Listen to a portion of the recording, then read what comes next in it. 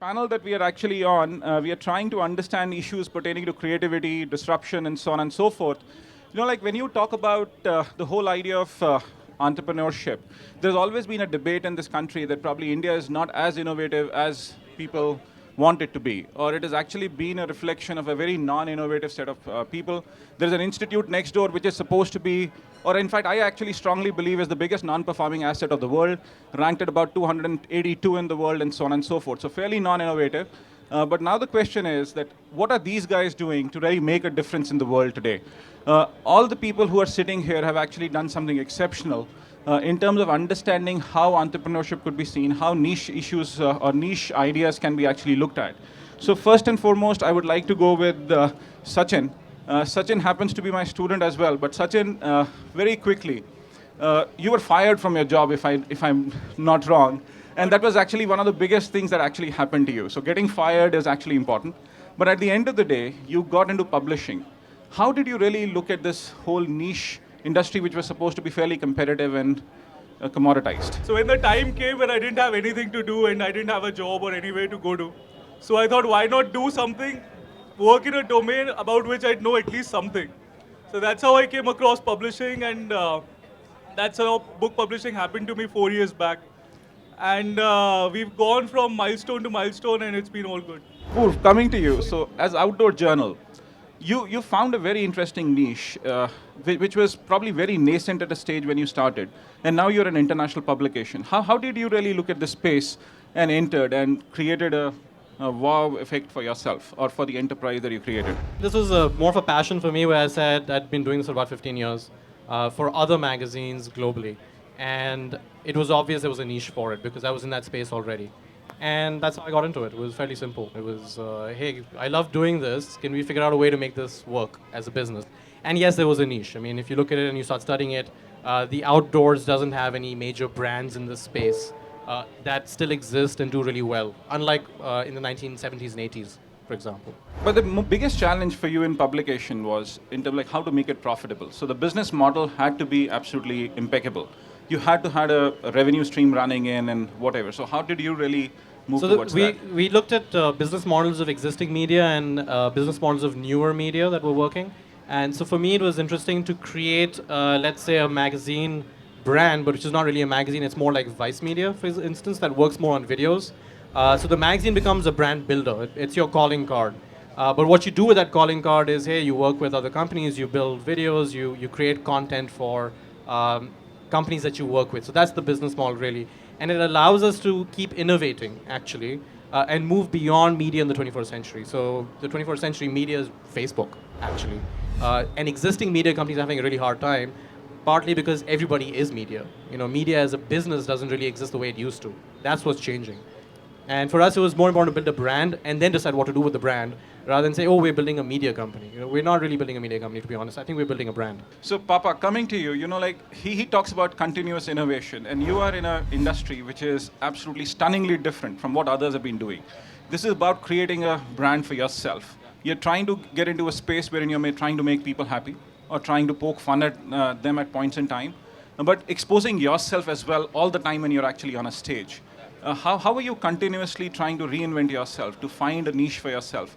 And you came in at a time when this industry was absolutely nascent. There was hardly anything called stage comedians or whatever the term that you would actually use for it. I think for me it's very simple. I've got to figure out what my positioning is, right? So when it comes to the market, I know that today if you want a cheaper comedian, you'll get 20 guys. So as far as I'm concerned, I will not discount on price. You hire me if you want somebody bulletproof, if it's a C-level event, if you have an international audience. And if it's that important an event, then budget is not an issue. The thing with comedy is either it works or it doesn't work. There's no in-between. Ki haan, theek tha. So if you want to take that risk, sure, get a cheaper guy. If you don't, you call me. So you've got to be very clear about what it is that you don't do as well. Moving ahead, Tamanna, like coming to you, you've been into you're trying to create a social enterprise, or you're trying to create an NGO, which is trying to create impact for children. What propelled you towards moving into that? Because today when you talk about enterprises, ecosystems that are getting created here, they were more so about social enterprises, for-profit models and things. When we came to India, I've actually I'm based in US for the last few years and just recently moved back. We noticed that children with congenital heart diseases is an area that is very underserved. And that's an area where if an impact or the right medical treatment is provided within a short runway, it can truly be like life-saving or improving the quality of life by multifolds. So that's really, why we chose children with congenital heart diseases. So if they are born with any kind of a hole or any problem in the heart. And then, being on ground in Delhi, we spent like 2 weeks in GB Pant Hospital. All you have to do is just go there on a Friday afternoon in the OPD and just see like how many children are sitting outside and how many parents turn around. I was there and I saw like hundreds of them, like, just turn around and go because they cannot afford the 50,000 rupees or 60,000 rupees, which is, that's it. That's the only treatment required to save the life. That's really what moved something, in me and my husband, who's here also. We thought of starting this non-profit. One thing is, it's not it is social, but there's no profit at all. It's a complete non-for-profit organization, which then we incorporated in the US, and we tied up with a non-profit here just to streamline, the funds that we transfer. We started in January this year and had set a goal of 30 surgeries, but we've successfully helped 36 children. Today is our 37th child. We met Dr. Trehan in October. I was here in October for 2 weeks, and he subsidized the surgery cost by more than 50% for all the children we take there. So, the goals are very big. Really want to make and create an organization with people like you, me, all of us, where we impact millions of children. Maybe have a crowdfunding platform which is really connecting people who can give with people who, who really need. I have to come to you. You have created a very interesting concept. You're trying to create like a destination wherein people can come and enjoy and be together. And at a time or in a space which is supposedly very difficult, because the death rate of these kind of ideas is one of the highest, if I might actually say. Massive, very massive. I mean, that's why one of the reasons, it's a very funny story which I had in my life. I mean, we call it creative entrepreneurship, which I think is a very heavy duty word. It's the first time when I was coming up with a restaurant space. So I took this property and got this property, made it in a fantastic manner. Just before the launch, I thought, I need to live here to understand what this business is all about. And the very next minute, I moved there. And I lived in that place for 2 years. It was a well-made bar, and I was living there to understand the entire concept of a cafe, of a restaurant. Once I lived there for 2 years, that's when I started to understand the entire operational flows, how we can be different, how we can actually bring in the lack of time in today's life concept into this picture. Let's say, I started a short bar. Then we came up with this brand called Lean Chef.